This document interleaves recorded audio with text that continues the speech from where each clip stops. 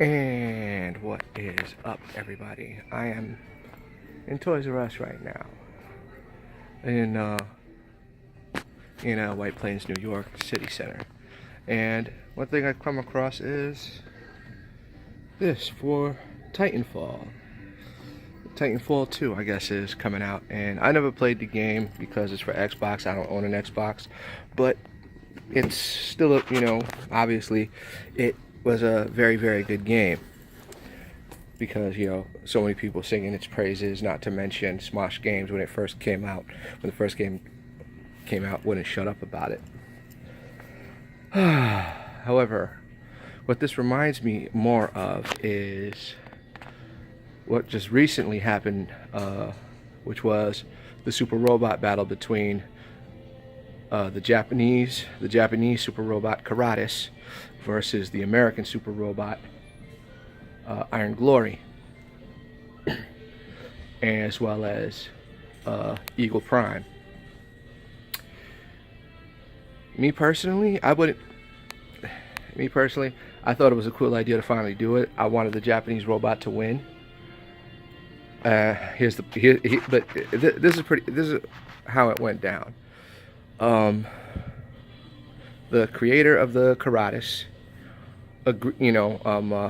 made this robot, had different features, gave people the opportunity to ride in it, opportunity to buy it. Cost like a couple $1 million, obviously, but it was a cool thing to have. It shot paintballs, so if you're a Gundam fan or those giant mechs, it's cool. But then these American guys decide, oh yeah, we could do something bigger and better, and create a glorified bulldozer, which was Iron Glory.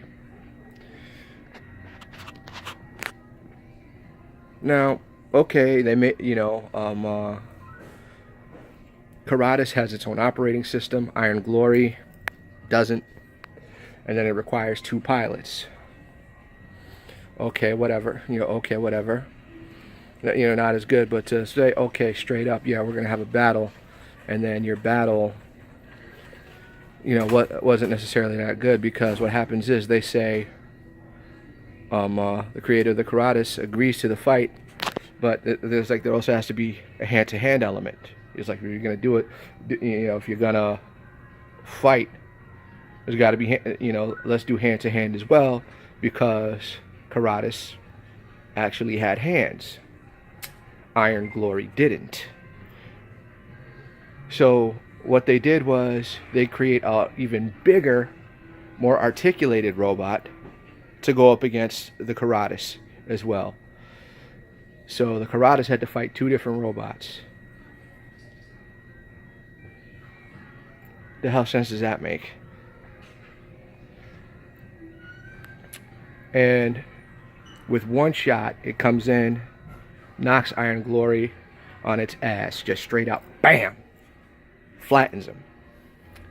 Then here comes Eagle Prime being much bigger.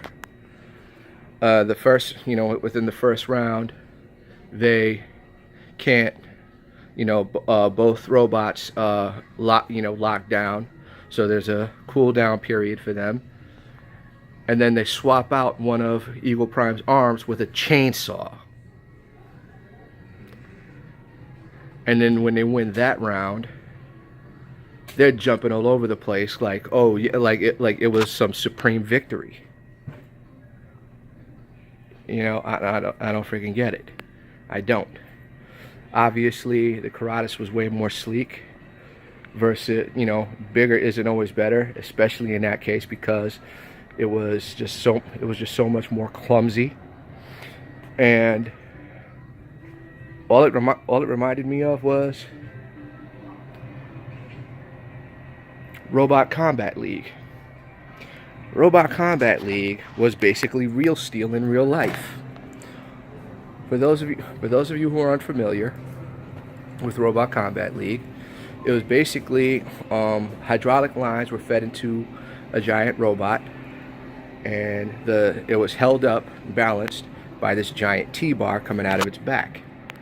And the way it was piloted, it required two people. It required a pilot to move the robot back and forward, and a jockey who was mounted to this brace that whenever they moved their arms to punch, the robot would do the same thing. So this is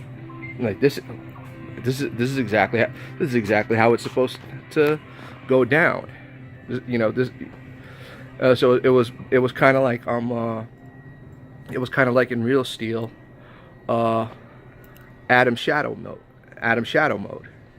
Worked out great. Here's the problem with that. The Sci-Fi Channel had to flip the bill on that. Grand prize was $100,000. They had to fly all the contestants in. They had to pay for this robotics engineer to build all the robots. Then had to pay for the venue, for the training, for all that stuff. Needless to say, it didn't get a second season. And now people are, oh yeah, the original Battlebots. They brought back Battlebots. Battlebots is glorified Tycho RC. Those aren't robots. They're basically shoebox, remote control shoeboxes. Remote control diamond plated shoeboxes. That's what Battlebots is. That they're not robots. Robot Combat League actually was.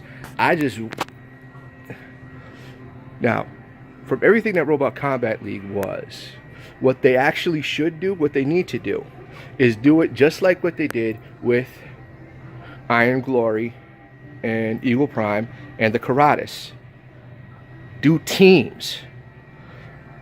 Have a team build a robot, and the team go out and fight. But at the same time, fight like, not necessarily mechanized inside the suits, because that'll be too expensive. But that's probably going to be too expensive.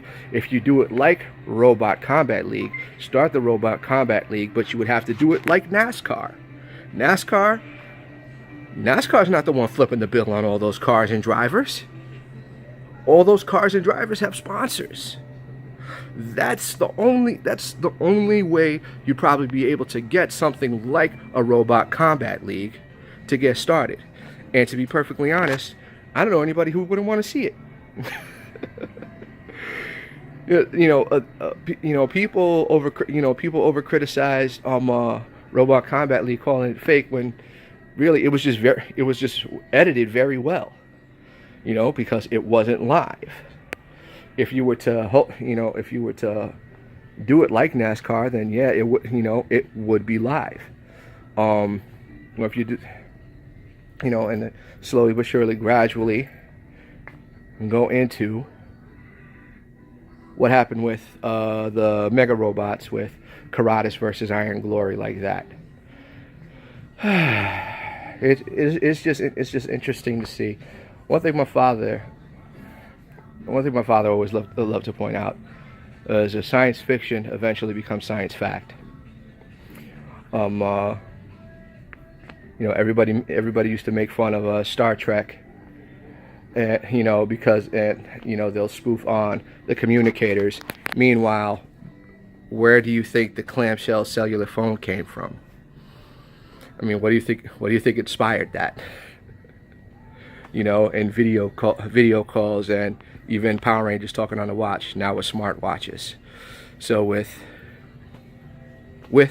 Real Steel, with like Robot Jocks and Gundam and so many other like giant mech, Robo Mech cartoons and TV shows, it was even Exo Squad especially.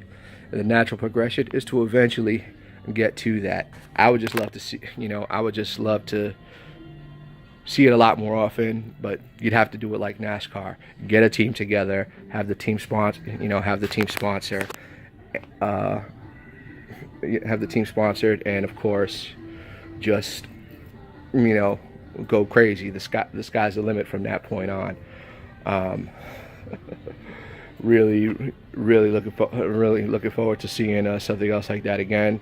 Good luck to Kuratas. Good luck to Iron Glory. And, well, no, I don't actually like those guys.